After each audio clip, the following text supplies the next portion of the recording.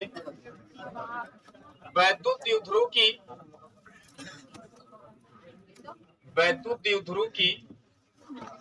अक्षीय स्थिति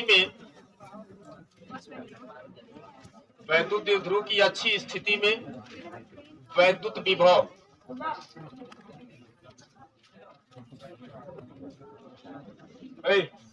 शांत रहिए, बंधु शांत हो जाइए। वैद्युत द्विध्रुव की अच्छी स्थिति में वैद्युत विभव लिखेंगे नहीं, बाद में लिखिएगा, ध्यान से देख लीजिए। अब आपको एक आइडिया बताए हैं कि अगर कोई पॉइंट चार्ज है Q, इससे R दूरी पर किसी बिंदु P पर वैद्युत विभव लिखना है तो फार्मूला बता दिए हैं, लिखेंगे 1/4πε0। आवेश है Q और डिस्टेंस है R, ये वैद्युत विभव लिखा जाएगा। अब देखिएगा, हेडिंग लिखा गया है वैद्युत द्विध्रुव। वैद्युत द्विध्रुव का मतलब बताए हैं, नाम से स्पष्ट है, जिसमें दो ध्रुव होते हैं उसी को द्विध्रुव बोलते हैं, उसी को डायपोल बोलते हैं। और अच्छी स्थिति के बारे में भी पहले चैप्टर में बताए थे, तो देखिएगा फिर से इसका डिफिनेशन एक बार बता दे वैद्युत द्विध्रुव का, कि वैद्युत द्विध्रुव वह निकाय अथवा वह सिस्टम होता है जिसमें दो समान किंतु विपरीत प्रकार के आवेश एक दूसरे से अल्प दूरी पर स्थित रहते हैं, उसी को वैद्युत द्विध्रुव कहते हैं। वैद्युत द्विध्रुव एक ऐसा सिस्टम अथवा निकाय है जिसमें दो समान किंतु विपरीत प्रकार के आवेश, अगर एक प्लस Q है दूसरा माइनस Q ले ले, या पहले को माइनस Q ले लीजिए दूसरा प्लस Q लीजिए,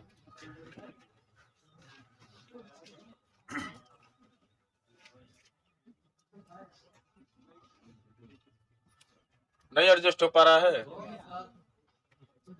रंजित भाई आइए, यहाँ कुर्सी ये ले लीजिए, हो जाएगा। अब चुप रहिए, इसमें काफी एडिटिंग करने में टाइम लगता है यार, तुम लोगों के चलते डिस्टर्बिंग होता है बंधु। अगर हम टॉपिक लिख दिए तो ऐसा व्यवहार बनाइए कि एडिट करने वाला समस्या समाप्त हो जाए, टॉपिक भी पूरा हो जाए, अपना भी काम मिल जाए।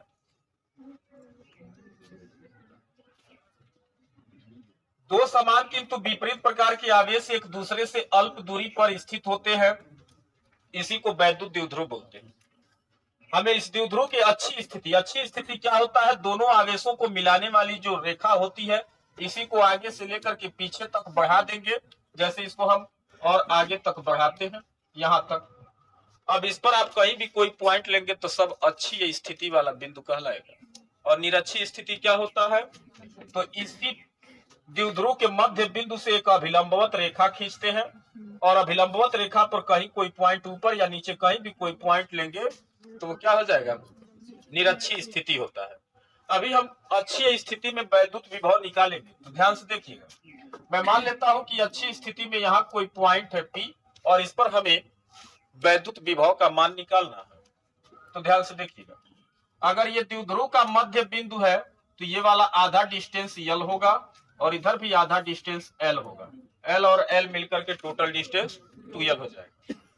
मैं मानता हूं कि द्विध्रुव के मध्य बिंदु O से, अच्छा द्विध्रुव का नाम रखते हैं, द्विध्रुव है AB, इसका मध्य बिंदु O है। द्विध्रुव क्या होता है, द्विध्रुव वह सिस्टम अथवा वह निकाय है जिसमें समान किंतु विपरीत प्रकार के, ये भी Q था ये भी Q था, समान था परंतु विपरीत क्या था, एगो माइनस था तो एगो प्लस था। समान किंतु विपरीत प्रकार के आवेश, फिगर देख करके डिफिनेशन बनाने की कोशिश करिए, रटने से बचिए, उसको दिमाग में बैठाने का कोशिश करिए।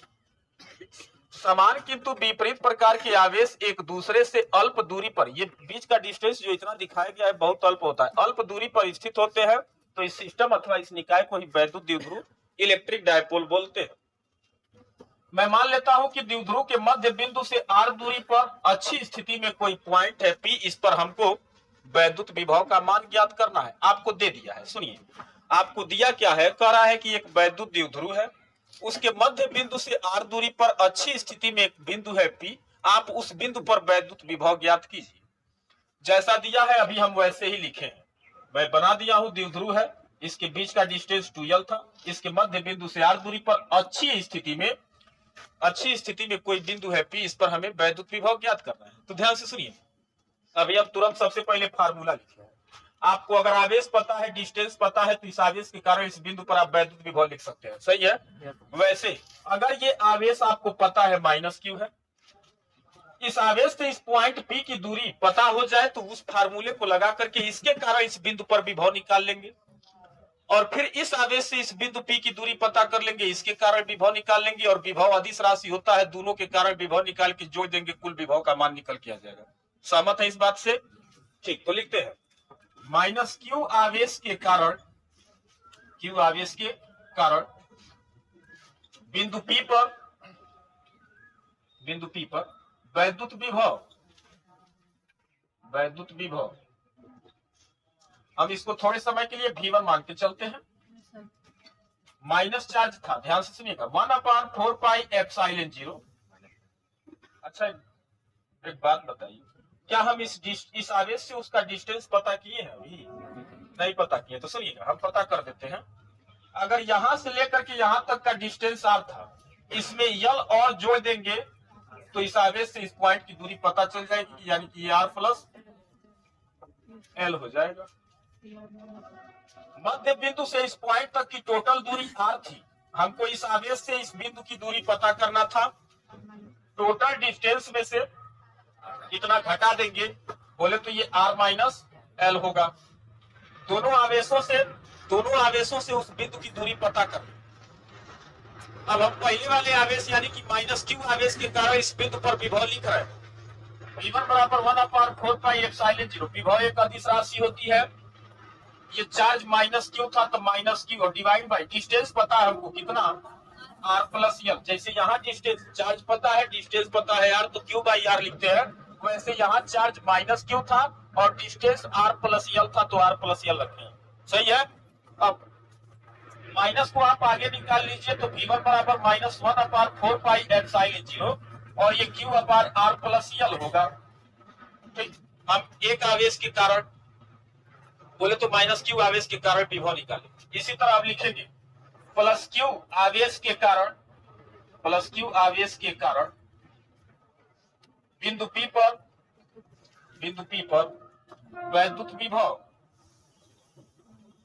विभव, उसको हम V2 मान लेते हैं। एक के लिए V1, दूसरा के लिए V2 मान के चलते हैं। लिखें 1/4 पाई एप्सिलॉन 0 रहेगा। चार्ज आपको पता है Q और डिस्टेंस पता है R माइनस L। सही है। दोनों आवेशों के लिए अलग अलग वैद्युत क्षेत्र की तीव्रता निकाल ली। अगर एग्जाम्पल की बात करें तो हम कहें एक जेब में मेरे 20 रुपया है और एक जेब में 10 रुपया है, कुल कितना है? तो 30। क्या करते हैं? जोड़ते हैं। तो दोनों के लिए अलग अलग विभव निकाल लिए, तो पूरे द्विध्रुव के कारण कुल वैद्युत विभव निकालना है हमको। हम तो अभी अलग अलग निकाले हैं। जब अलग अलग निकाल लिए तो कुल निकालने के लिए क्या करेंगे? दोनों विभव को जोड़ देंगे। तो लिखेंगे, लिखते हैं यही बिंदु P पर कुल वैद्युत विभव निकालेंगे, उसको V नेट माने तो वो V1 प्लस V2 के बराबर। इधर लिखते हैं, ध्यान से देखिए, दिखाई दे रहा है इधर वाले बच्चों? ठीक, V नेट बराबर V1 का मान। अच्छा एक बात बताएं, V1 प्लस V2 लिखे तो सुनिएगा, V2 देख रहे थे प्लस में, तो पहले प्लस वाले को लिख लें, और उसके बाद माइनस वाले को लिखेंगे तो प्लस की जगह यहाँ क्या हो जाएगा? माइनस हो जाएगा। तो लिखते हैं 1/4 पाई एप्सिलॉन 0 Q अपान R माइनस L और माइनस 1/4 पाई एप्सिलॉन 0 Q अपान R प्लस L होगा। सही है। अब देखिए V नेट बराबर 1/4 पाई एप्सिलॉन 0, दोनों में कॉमन दिख रहा है 1/4 पाई एप्सिलॉन 0 भी है इसमें, दोनों में, और ऊपर Q भी है, यानी कि ऊपर से Q और नीचे से 4 पाई एप्सिलॉन 0 कॉमन निकाल दे तो ये बनेगा Q/4 पाई एप्सिलॉन 0। ब्रैकेट में ऊपर 1 बच गया है, नीचे R माइनस L, माइनस अपनी जगह पर, इसमें ऊपर 1 बचा है, नीचे R प्लस L बचा है। ठीक, अब ये देखा जाए तो भिन्नों का घटाना हो गया ना, तो घटाते हैं। क्यू अपान 4 पाई एप्सिलॉन 0 क्रॉस गुणा करके घटाएंगे, आर प्लस एल का 1 में गुणा करेंगे तो आर प्लस एल, और ध्यान से सुनिए, आर माइनस यल का गुणा 1 के साथ करेंगे तो आर माइनस यल होगा, लेकिन साथ में यहाँ माइनस लगा हुआ है तो ब्रैकेट हटा करके माइनस का भी गुणा कर देंगे। डायरेक्ट करें तो ये होगा माइनस आर और माइनस माइनस मिलके plus L divide by A plus B और A minus B, A square minus B square होगा, minus R plus R cancel होगा, बचेगा क्यू अपान 4 पाई एप्सिलॉन 0 2l होगा divide by R square minus L square. इसको आप लिखेंगे 1 upon 4 pi epsilon 0 Q into 2l लिख सकते हैं और divide by R square minus L square. आपको पता है चूंकि P बराबर होता है Q इंटू 2l, P क्या होता है, द्विध्रुव का आघूर्ण। अगर ये द्विध्रुव है minus Q plus Q 2l दूरी पर स्थित, अगर एक सिस्टम है, एक द्विध्रुव है, तो इस द्विध्रुव का आघूर्ण होता है जिसको P से प्रदर्शित करते हैं, और इसका मान निकालने के लिए द्विध्रुव आघूर्ण का डिफिनेशन देते हैं तो कहते हैं कि द्विध्रुव के दोनों आवेशों में से कोई एक आवेश, क्योंकि दोनों समान था, फर्क क्या था कि वो प्लस था वो माइनस था, लेकिन परिमाण समान था, तो कहेंगे कि द्विध्रुव के दोनों आवेशों में से कोई एक आवेश तथा उन आवेशों के बीच की दूरी 2l के गुणनफल गुणा किया गया है, के गुणनफल को ही वैद्युत द्विध्रुव का आघूर्ण कहते हैं, और इसको P से प्रदर्शित करते हैं, यानी कि P बराबर Q इंटू 2l लिख सकते हैं। अब Q इंटू 2l जो आपको दिखाई दे रहा था उसकी जगह पर आप P लिख सकते हैं, तो 1 अपान 4 पाई एप्सिलॉन 0 और ये P upon R square minus L square हो। ये भी नेट का मान निकल के आया है अच्छी स्थिति में। अब ये सुनिएगा, इस फार्मूले का उपयोग कंपटीशन की तैयारी करेंगे तो उन क्वेश्चनों में करते हैं, बोर्ड वाले को ये पसंद नहीं है। सुनिए, इसमें आर और यल, इस फार्मूले का यूज तब करेंगे जब आर की तुलना में यल छोटा न हो। जैसे मान लीजिए कहे कि द्विध्रुव के दोनों आवेशों के बीच की दूरी 10 सेंटीमीटर है, यानी कि 2l का मान दे दिया है 10 सेंटीमीटर, यानी कि आवेशों के बीच का डिस्टेंस आपको पता चल गया। बात समझ रहे हैं?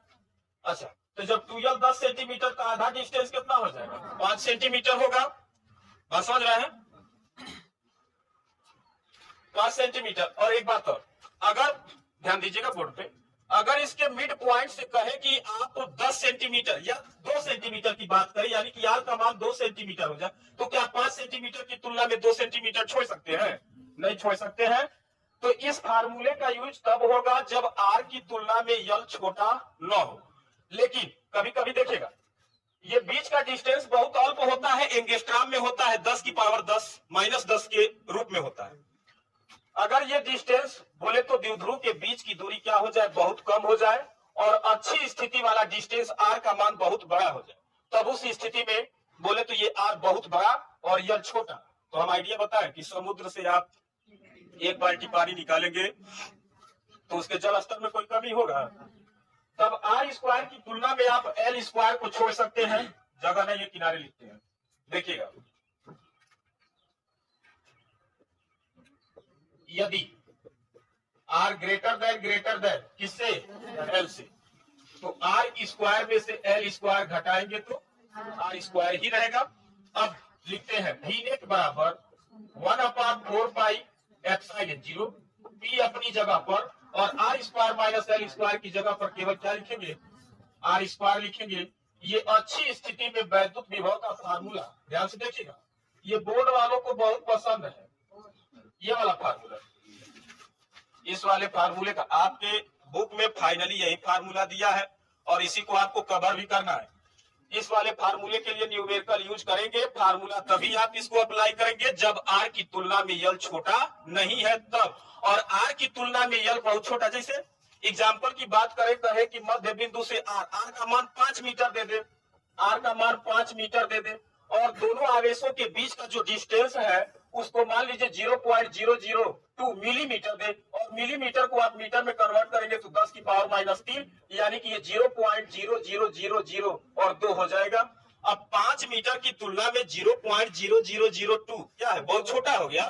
तब इस स्थिति में आप इस डिस्टेंस को क्या कर सकते हैं, छोड़ सकते हैं। तो इस वाले फार्मूले का आप उपयोग कर सकते हैं। ठीक है, लिखते हैं वैद्युत द्विध्रुव की निरक्षी स्थिति में, वैद्युत द्विध्रुव की निरक्षी स्थिति में वैद्युत विभव वैद्युत द्विध्रुव की निरक्षी स्थिति में वैद्युत विभव अच्छी स्थिति में निकाल लिए थे, निरक्षी में निकालते हैं। ध्यान से देखिएगा, बहुत आसान है, ये तो एकदम आसान है, मजा आ जाएगा। बोर्ड पर बस देखते रहिएगा, ठीक। बाकी भी देखने का हम चांस देंगे, लेकिन अभी बोर्ड पर देखिए। ये माइनस क्यू आवेश है, ये प्लस क्यू आवेश है। दोनों आवेशों के बीच की दूरी अल्प दूरी है 2l। ये द्विध्रुव का मध्य बिंदु है, द्विध्रुव का नाम दे देते हैं AB, इसका मिड पॉइंट O है, ठीक। द्विध्रुव का मध्य बिंदु O है।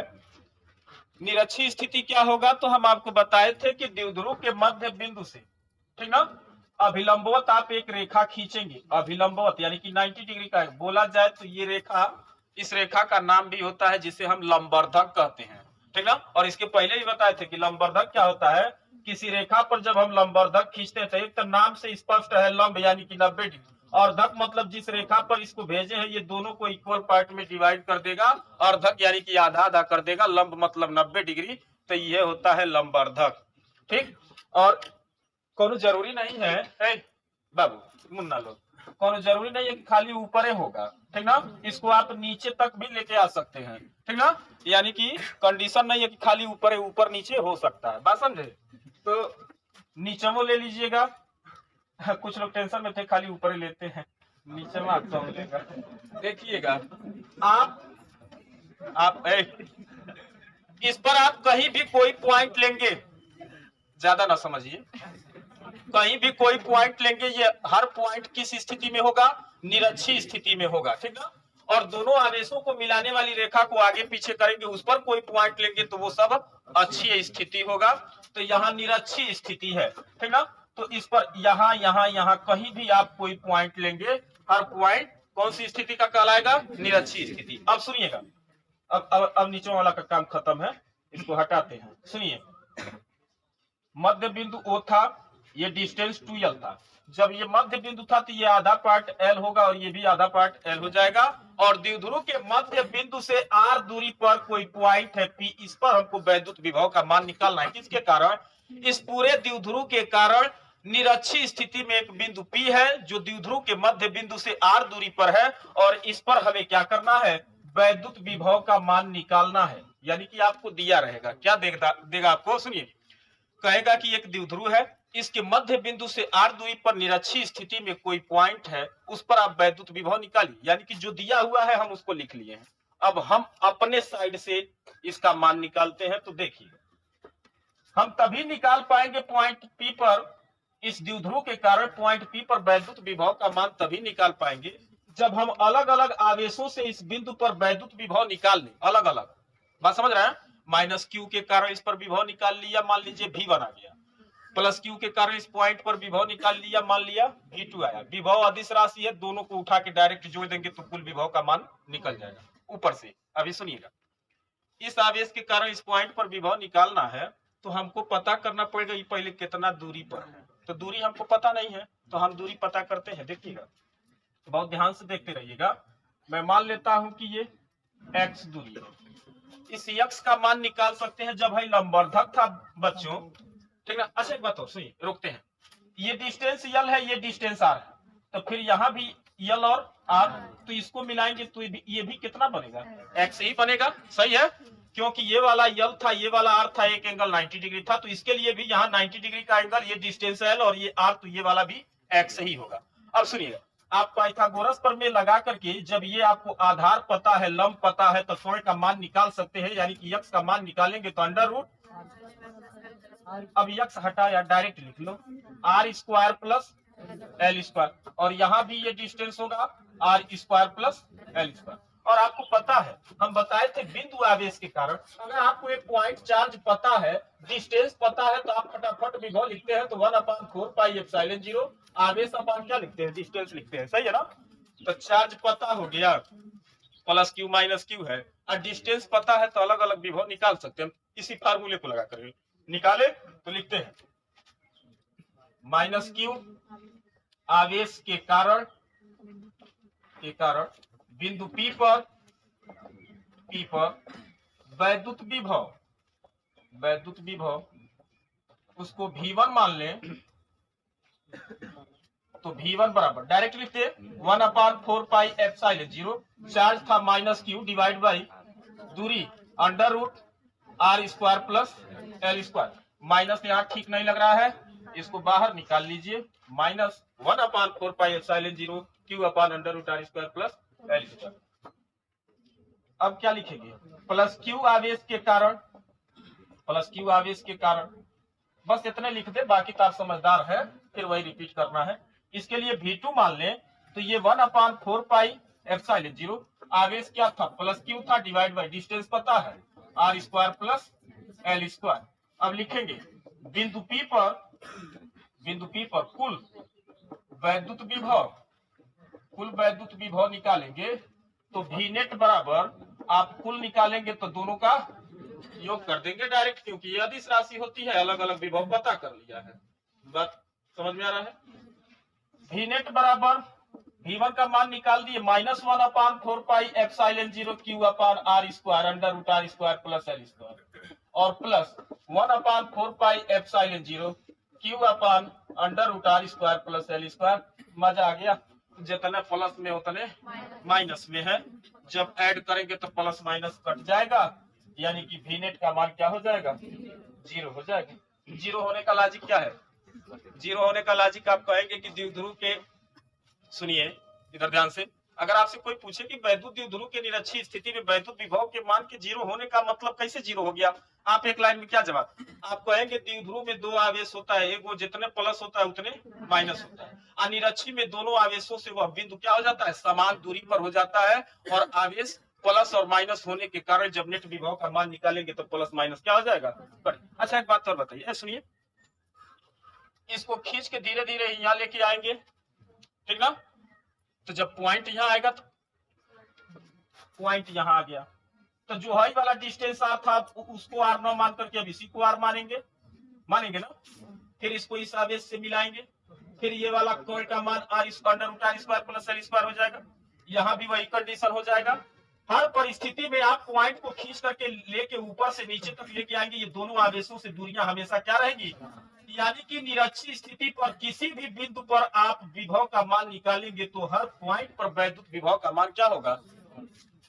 यानी कि अगर ये निरक्षीय स्थिति था तो हर पॉइंट पर V का मान क्या है? 0 है। यानी कि 0 वो तो मान 0 है, विभव का मान 0 है, लेकिन हर पॉइंट पर विभव 0 है, तो देखा जाए तो ये वाला लाइन को हम कहेंगे कि यह एक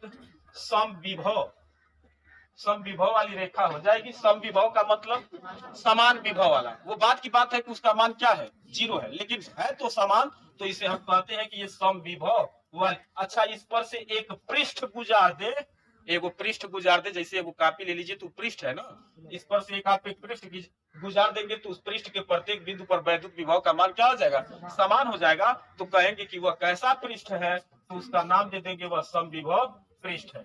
समविभव यानी कि इसे समविभव वाली लाइन भी या समविभव वाली रेखा भी बोलते हैं। अगला टॉपिक हम पढ़ाएंगे आपको समविभव पृष्ठ। तो नाम से स्पष्ट कहेंगे ऐसा पृष्ठ जिसके प्रत्येक बिंदु पर वैद्युत विभव का मान क्या हो? समान हो, उसे समविभव पृष्ठ कहेंगे। आ रही बात समझ में? तो यहाँ तो देख रहे हैं कि हर पॉइंट पर विभव का मान समान था, वो बात की बात थी कि V का मान 0 आ रहा है, लेकिन है तो सबका समान, यानी कि ये देखा जाए तो समविभव वाली लाइन हो जाएगी। तो ऐसे समविभव पृष्ठ भी हम पढ़ेंगे, अगला टॉपिक पढ़ेंगे समविभव पृष्ठ। तो याद रखिएगा, वैद्युत द्विध्रुव की निरक्षीय स्थिति में वैद्युत विभव का मान हमेशा क्या होता है? 0 होता है, ठीक ना? कहीं भी निकालेंगे आप निरक्षीय स्थिति पर, कहीं कोई पॉइंट ऊपर ले लीजिए चाहे नीचे ले लीजिए, हर पॉइंट पर वैद्युत विभव का मान क्या होगा? 0 होगा। हेडिंग वैद्युत द्विध्रुव के सामान्य बिंदु पर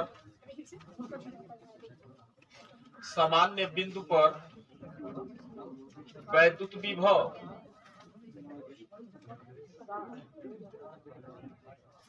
बात न कीजिए, शांत रहिए। वैद्युत द्विध्रुव के सामान्य बिंदु पर वैद्युत विभव आप लोगों को पढ़ा दिए, अच्छी स्थिति पढ़ा दिए, निरक्षीय पढ़ा दिए, सामान्य बिंदु पर पढ़ेंगे।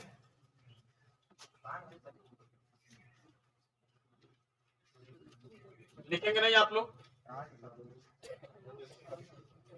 देखिएगा, यहाँ एक वैद्युत द्विध्रुव बनाते हैं। ये माइनस क्यू आवेश है, ये प्लस क्यू आवेश है।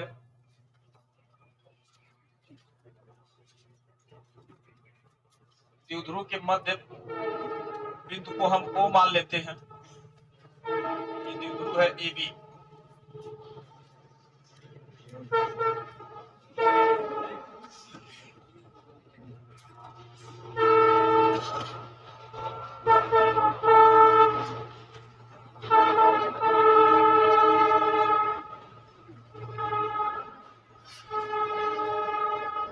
ध्यान से देखिएगा आप लोग, बाद में लिखिएगा, पहले बोर्ड पर देख लीजिए, डेरिवेशन देख लीजिए ध्यान से।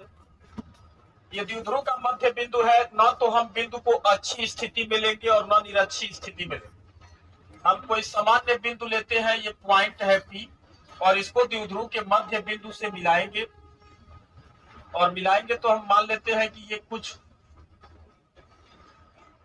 कोण बनाया है द्विध्रुव के साथ थीटा। ठीक, मध्य बिंदु से इस पॉइंट P की दूरी मान लीजिए R, इसको O मान लेते हैं। द्विध्रुव का मध्य बिंदु है O। अब सुनिएगा, आपको पता है कि द्विध्रुव के जो बीच की दूरी होती है, यहाँ हम बहुत बड़ा दिखाए हैं, वास्तव में बड़ा नहीं होता है डिस्टेंस। दोनों आवेशों के बीच का डिस्टेंस बहुत अल्प होता है, बहुत ये कम दूरी है। और इस दूरी की तुलना में, यानी कि आवेशों के बीच की दूरी की तुलना में जो R है, ये बहुत बड़ा है। हम यहाँ पहले ही बहुत बड़ा ले रहे हैं, ठीक ना। देखिए हम क्या समझा रहे हैं आपको, इसको और नजदीक करो यार, इसको और छोटा करो, प्लस क्यू, इधर से इसको लेके आओ, माइनस क्यू। ये द्विध्रुव के बीच की दूरी जो होगी 2L, अभी लिखेंगे हम डिस्टेंस को, लेकिन हम बोल रहे हैं कि इन आवेशों के जो बीच का डिस्टेंस है वो बहुत अल्प है, पहले से बहुत अल्प है। और ये जो दूरी ले रहे हैं हम सामान्य बिंदु पर, देखिए ये किसी कोण थीटा पर है। अगर थीटा का मान 90 डिग्री हो जाएगा तो ये पॉइंट P जो है निरक्षी स्थिति में चला जाएगा।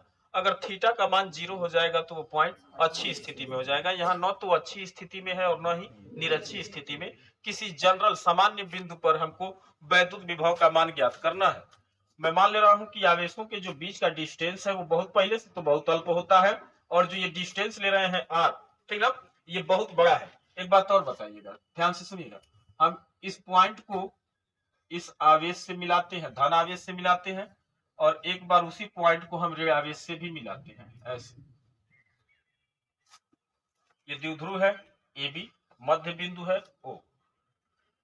ये जो डिस्टेंस है इसको थोड़ा सा हम और नीचे तक लेके आते हैं, बढ़ा के लिखते हैं। अब देखिएगा हमें क्या करना है, अगर हमें पता चल जाए कि इस धन आवेश से इस पॉइंट की दूरी, ये वाला डिस्टेंस कितना है, और माइनस आवेश से पता चल जाए इस पॉइंट का डिस्टेंस, तो दोनों आवेशों के कारण जब आवेश पता हो जाएगा और दूरी पता हो जाएगा तो वैद्युत विभव हम निकाल सकते हैं। और अलग अलग वैद्युत विभव निकाल करके दोनों विभवों को जोड़ देंगे तो कुल विभव का मान निकल के आ जाएगा।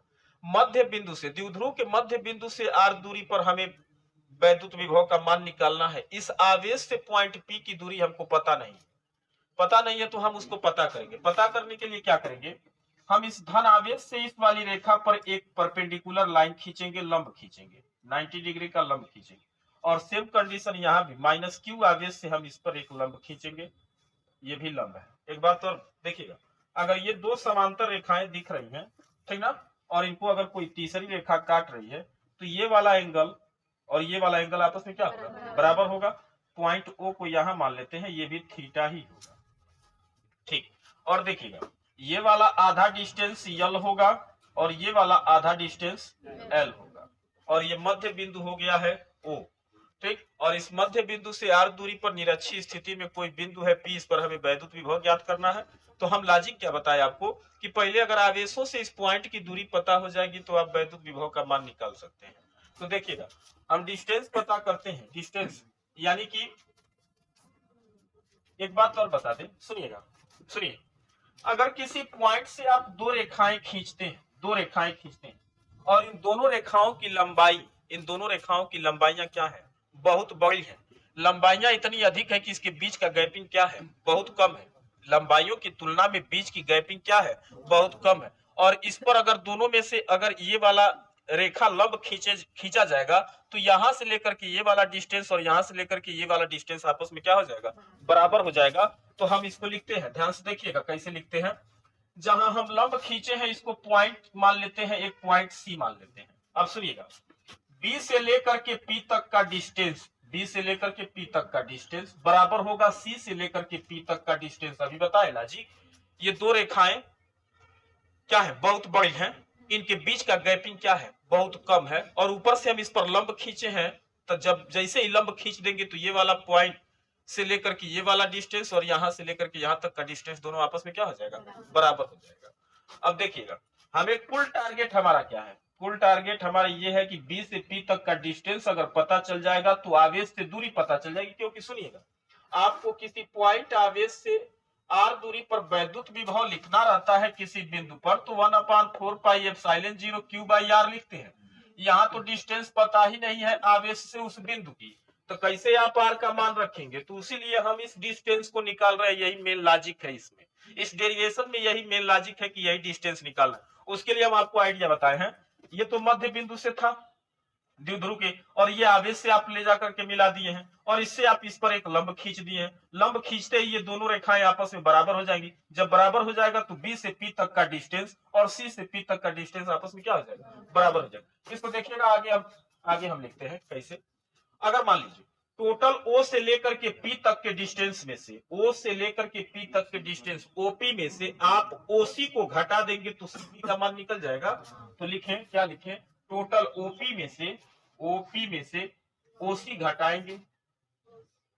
ठीक, अभी देखिएगा एक बात और, अगर आप ये लंब खींचे हैं, ये लंब है, तो ये क्या हो जाएगा, और ये कर्ण हो जाएगा। ठीक, हमको ये वाला डिस्टेंस नहीं पता है, बोले तो ओसी नहीं पता है हमको, और ओसी क्या था, ये लंब है, ये कर्ण है, तो ये ओसी आधार होगा। आधार, अच्छा इस लंब डाले हैं आप ओसीबी, एक समकोण त्रिभुज है, और समकोण त्रिभुज में कास थीटा बराबर आधार बटे कर्ण होता है। तो लिखिए कास थीटा बराबर आधार बटे कर्ण। एक बात और बताएं, आधार का मान किसके बराबर था, ओसी के बराबर था, और कर्ण का मान किसके बराबर था, किसके बराबर, इस्माइलियल के बराबर है ना ये।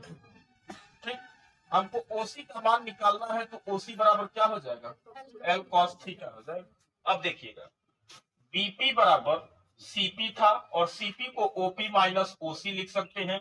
ओ से लेकर के पी तक का डिस्टेंस हमको पता था आर, और माइनस ओसी वाला डिस्टेंस हम निकाल दिए हैं कितना, एल कॉस थीटा, यानी कि R minus L cos theta distance हो जाएगा बी से लेकर के पी तक का। तो आवेश पता, डिस्टेंस पता, वैद्युत विभव निकाल सकते हैं।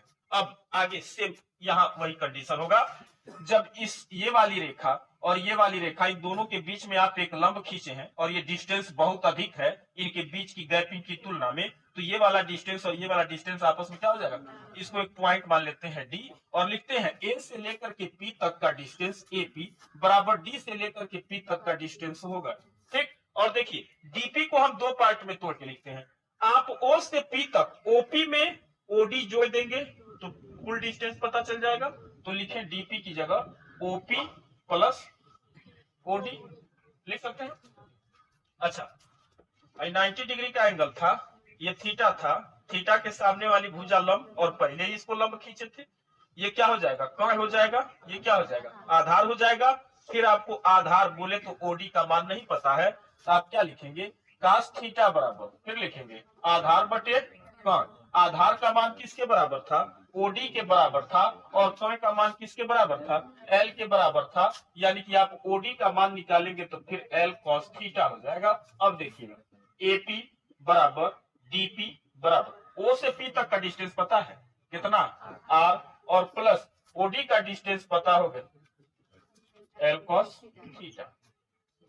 मतलब इसके लिए इतनी नजदीक हो गया था, ठीक, तो एल कॉस थीटा घट गया था डिस्टेंस आर में से, और ये थोड़ा सा बढ़ गया था, तो इसमें एल कॉस थीटा ऐड हो गया है। ठीक है, हम बी से पी तक का डिस्टेंस पता कर लिए, और ए से पी तक का भी डिस्टेंस पता कर लिए।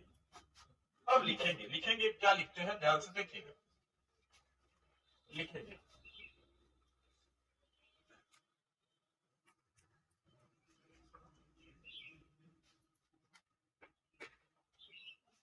माइनस क्यू आवेश के कारण, माइनस क्यू आवेश के कारण बिंदु P पर वैद्युत विभव, वैद्युत विभव लिखते हैं, उसको V1 मान के लिखते हैं 1/4 पाई एप्सिलॉन 0। आवेश था माइनस क्यू, तो क्यू आगे लिखे और माइनस को आगे लगा दे, क्यू लिख करके माइनस आगे लगा दिया, बट डिस्टेंस ए से पी तक का डिस्टेंस अभी निकाले हैं बच्चों, r plus L cos theta, तो लिखिएगा r plus L cos theta. V1 का मान पता हो गया। अब प्लस क्यू आवेश के कारण, प्लस क्यू आवेश के कारण विभव लिख दे, बाकी आप समझ गए होंगे, बिंदु P पर ही तो विभव निकाल रहे थे। इसको V2 मान लीजिए 1/4 पाई एप्सिलॉन 0।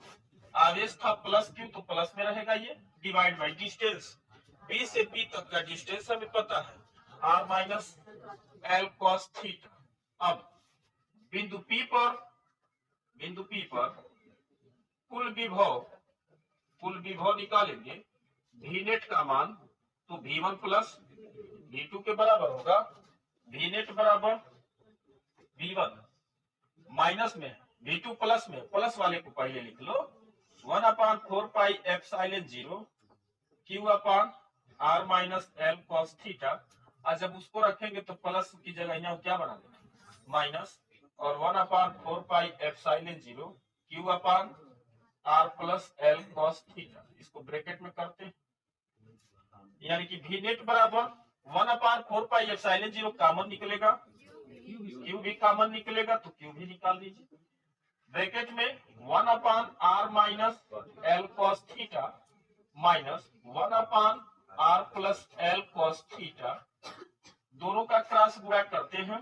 V नेट बराबर Q/4 pi epsilon 0 r plus L cos theta का गुणा 1 में करेंगे तो r plus L cos theta ही रहेगा, माइनस अपनी जगह पे, और इसका जब गुणा करेंगे तो साथ में माइनस का भी गुणा कर देंगे, तो माइनस r हो जाएगा, और माइनस माइनस मिलके प्लस एल कॉस थीटा हो जाएगा, और दोनों का आपस में गुणा करेंगे तो एक ब्रैकेट में r minus L cos theta, दूसरे ब्रैकेट में r plus L cos theta होगा।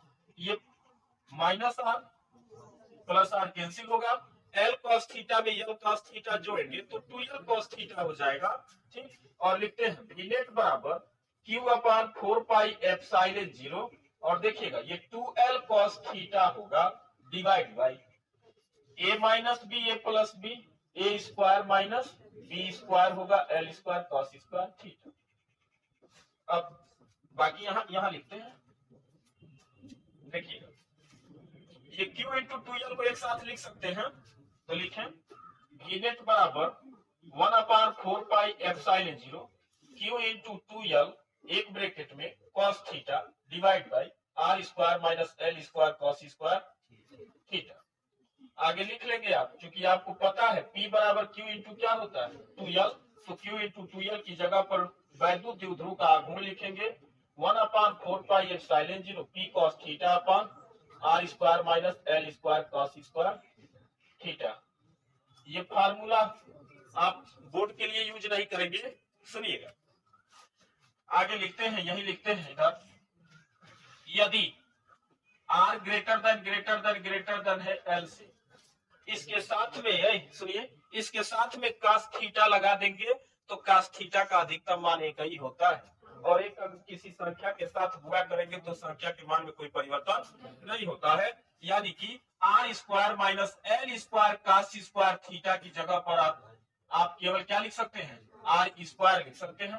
अब ओकर जगह यहाँ पर r लिखेंगे तो V नेट बराबर 1/4 पाई एप्सिलॉन 0 और P cos थीटा, और डिवाइड बाई क्या होगा r स्क्वायर होगा। ये है वैद्युत द्विध्रुव का आघूर्ण, जिस द्विध्रुव का आप वैद्युत विभव निकाल रहे थे। थीटा द्विध्रुव के मिलाने वाली रेखाओं से वह कोण है जिस कोण पर आप क्या कर रहे थे वैद्युत विभव का मान निकाल रहे थे, और r क्या था द्विध्रुव के मध्य बिंदु से निरक्षी पॉइंट की दूरी थी, ठीक, अरे सामान्य बिंदु की। अभी आगे देखिएगा, सुनिए, यदि थीटा बराबर 0 डिग्री हो जाए, पहला नंबर थीटा का मान क्या हो जाए भाई दोनों के बीच में अभी कुछ एंगल बना हुआ है थीटा, ठीक। और इस वाले मार्कर को, ऊपर वाले मार्कर को धीरे धीरे नीचे लेके आएंगे, थीटा का मान कम होते जाएगा, कम होते जाएगा, कम और दोनों एक डायरेक्शन में आ जाएगा तो थीटा का मान 0। और जब इसी को खींच करके आप यहाँ लेके आएंगे तो किस जगह चला जाएगा, ये अच्छी स्थिति में चला जाएगा। और अच्छी स्थिति के लिए फार्मूला आपको पता है, देखिए थीटा का मान 0 रखेंगे, cos 0 का मान 1, तब v बराबर 1/4 पाई एप्सिलॉन 0 और p अपार क्या आ जाएगा, सही है। ये कहाँ था, अच्छी था ये। दूसरा पॉइंट, यदि थीटा बराबर क्या हो जाए, 90 डिग्री हो जाए, इसको एकदम परफेक्ट 90 डिग्री पर ला देंगे तो तुरंत ही निरक्षी स्थिति में चला जाएगा। और निरक्षी स्थिति में तो आपको पता है, बताए थे क्या, वैद्युत विभव 0 होता है। तो थीटा का मान 90 रखेंगे, cos 90 का मान 0 के साथ कुछ भी गुणा करेंगे तो क्या हो जाएगा, 0 हो जाएगा, हुआ। यानी कि ये जो भी फार्मूला निकाले हैं, इस फार्मूले से अच्छी और निरक्षी दोनों प्रूफ हो रहा है, यानी कि ये फार्मूला क्या है, सही है, सही है। देखिएगा आप डेरिवेशन सोचते हैं कि ये क्या हो रहा है, एक बात बताएं, कुछ नहीं हो रहा है, सिर्फ हम गणितीय कैलकुलेशन कर रहे हैं। लॉजिक क्या है, सुनिए।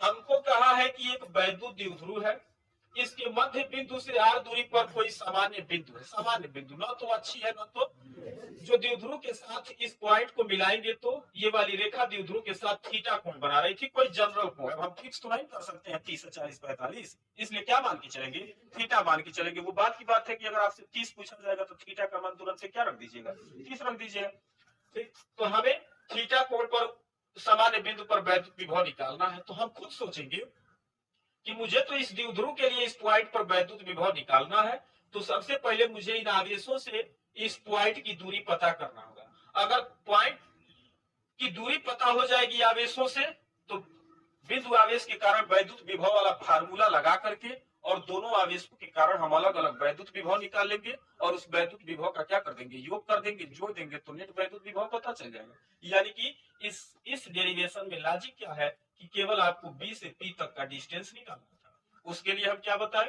आप इस पर से एक लंब खींचेंगे, लंब खींचते ही दोनों रेखाओं की लंबाई आपस में क्या हो जाएगी, बराबर हो जाएगी। बराबर करके और देखिए हम BP का मान निकाले हैं, सेम यहाँ भी लंब खींच करके और हम AP का मान निकाले हैं। AP पता हो गया, BP यानी कि आवेश पता हो गया, दूरी पता हो गया, और उसके बाद फार्मूला लगा करके बिंदु आवेश के कारण आवेश बटे दूरी होता है, दूरी ये पता करना था, पता कर लिए थे, मान रख दिए और दोनों V1 V2 का मान निकालने के बाद हम उनका योगफल करके कैलकुलेशन कर दिए, नेट वैद्युत विभव का मान निकल के आ गया। फार्मूले को भी हमने चेक कर लिया क्या ये सही है कि गलत है।